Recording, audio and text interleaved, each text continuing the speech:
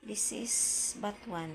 I use this for sinigang or tinolang isda. Pampaasim ito. Instead of sinigang mix, much better itong gamitin kasi organic.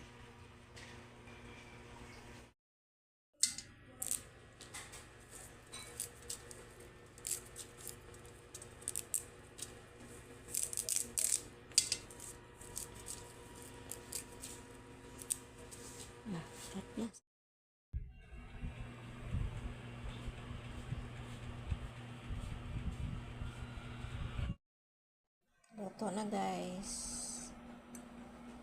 Medyo mukhang ano siya. Dirty white yung sabaw kasi dahil sa batuan. Pero masarap siya.